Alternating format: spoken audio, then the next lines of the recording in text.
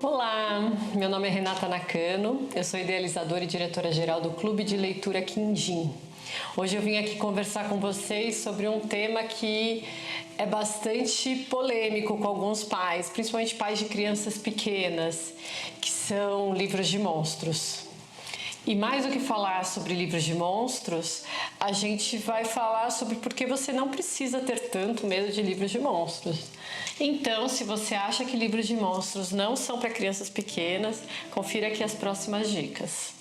Sempre que a gente envia livros de monstros para as crianças pequenas aqui no clube, sempre surgem alguns questionamentos de alguns pais, né? Mas esse livro ele é adequado para o meu bebê? Ou será que o meu filho não vai ficar com medo? E será que essa história aqui não é muito assustadora para o meu pequeno? Será que ele não é muito novo para entrar em contato com esse personagem, né? É engraçado porque a gente associa muito monstro a medo. Mas nem toda história de monstro e nem todo monstro é assustador. E a verdade é que eles fazem parte de toda uma cultura da infância que está presente não só nas obras literárias, mas em todo esse universo infantil, em cantigas, em desenhos animados da TV. Eles estão inclusive na cultura popular. É a Cuca, é o bicho-papão.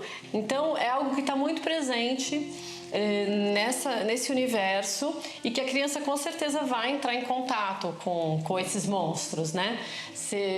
Por diversas fontes. E na literatura infantil é muito interessante, porque muitas vezes esses monstros aparecem justamente subvertendo essa ideia de que monstro é assustador, até brincando um pouco com isso. Por exemplo, esse daqui, O Monstro Azul, é um lançamento da Olga de Dios, que é uma autora espanhola, que inclusive foi o nosso lançamento exclusivo do mês de janeiro. A gente ficou muito contente que os nossos assinantes receberam ele. E a gente já tinha mandado outro livro dessa série que se chama Monstro Rosa. E é muito bacana porque quando você lê a história, você tem vários monstros nesse universo que você não necessariamente chama de monstro, né? Cada um tem um nome, você tem o Bocas, você tem o Harry, tem o monstro laranja também, mas são monstros que não são assustadores, nem na ilustração, nem na própria representação e construção de personagem. Eu acho que essa página aqui dá para você entender bem isso que eu tô falando, né? Todos muito sorridentes e diferentões. Antes da gente se assustar com a palavra monstros, né? Vamos olhar a história pra gente ver se ela realmente é uma história assustadora. Isso é muito interessante, porque até desmistifica um pouco essa coisa do medo, do monstro. Não, tem alguns monstros que podem ser muito divertidos, muito fofinhos, muito graciosos. Ponto número 2. Mesmo que os monstros causem medo, e alguns realmente causam medo, o medo, ele exerce um fascínio, o medo, ele é fascinante. Não é à toa que às vezes a gente tem algum personagem que canaliza uma série de medos que aquela criança tem, ou mesmo nós adultos temos, e a gente quer ter contato com aquele personagem do qual a gente tem medo, não é? Por isso que filmes de terror fazem sucesso, né? Livros assustadores também fazem sucesso. Não deixa de ser também uma maneira da gente entrar em contato com esse sentimento, que é o medo, né? De um modo seguro, para que a gente consiga também aprender a lidar com esse sentimento e assim elaborar melhor como a gente vai encará-lo em outras situações cotidianas, não só de leitura, mas às vezes situações que a gente enfrenta no dia a dia, porque o medo é fato, ele é humano, todo mundo sente, a gente vai ter que lidar com isso o tempo todo durante a nossa vida. Um exemplo ótimo disso é a minha filha Clarice, que hoje tem 4 anos, mas desde 1 ano e meio, por aí, ela tem um fascínio absoluto por lobo. Ela é apaixonada por lobo, mas não apaixonada no sentido de amar os lobos, mas tem um pavor, ela tem um medo muito grande, ela canaliza o medo dela para esse personagem.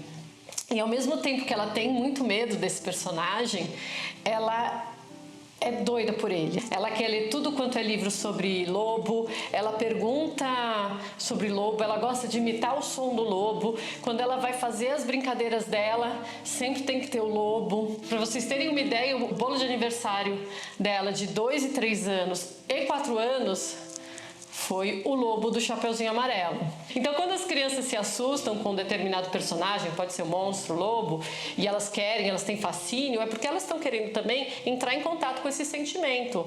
E quando elas entram em contato, elas aprendem cada dia mais a lidar com ele, né? Vai ganhando experiência. E como a gente sempre fala no Quindim, a literatura, ela desenvolve a empatia, ela permite que a gente experimente outras experiências. E essas experiências que a gente vivencia na leitura, elas podem ser também utilizadas no mundo extraliterário. Terceiro ponto, muito importante, não força, né? O medo é algo que tem diferentes escalas e diferentes processos para cada um. É importante você observar se a criança está a fim de lidar com aqueles sentimentos, se ela quer elaborar.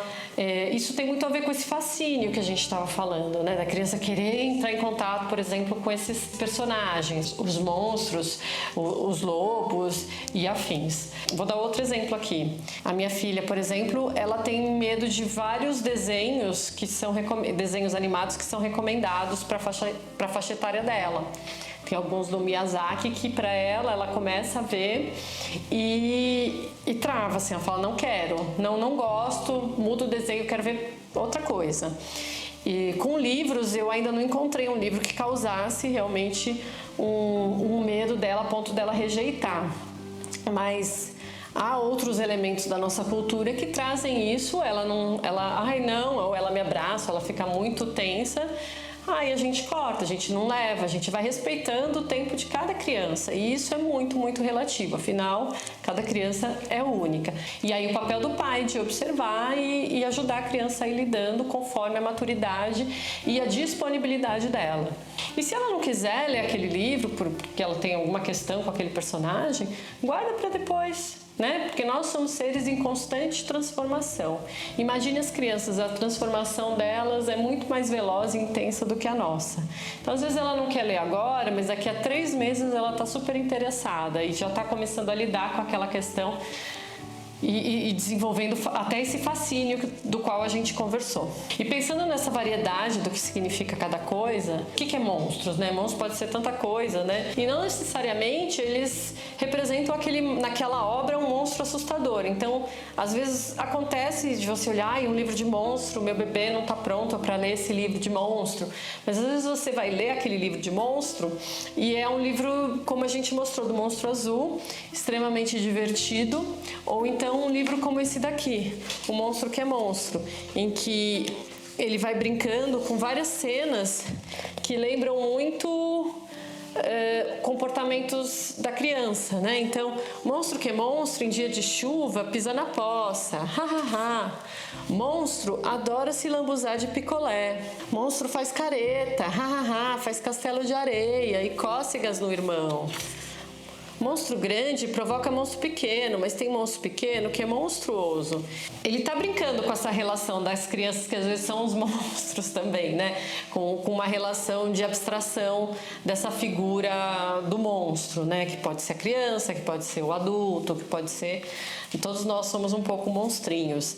Então, antes de você se assustar com qualquer questão sobre livro de monstro, leia o livro, conheça, e você conhecendo o seu filho, você vai saber se ele está pronto ou não para lidar com aquela questão, com aquele personagem. E às vezes testa, às vezes você está em dúvida, testa, porque os nossos filhos nos surpreendem o tempo todo e nós não somos a única influência deles, eles são influenciados por todo o entorno e muitas vezes eles trazem um desenvolvimento que a gente nem sabe de onde vem, que ele superou algumas questões que a gente nem que a gente conhecia e a gente nem sabe como que ele já chegou nesse ponto. Eles são incríveis mesmo. E isso nos leva ao quarto ponto, que é o medo do medo, né? Como nos lembra a Chapeuzinho Amarelo do Chico Buarque e do Ziraldo, em que você tem essa personagem que é amarelada de medo, né? Ela tem medo de sentir medo.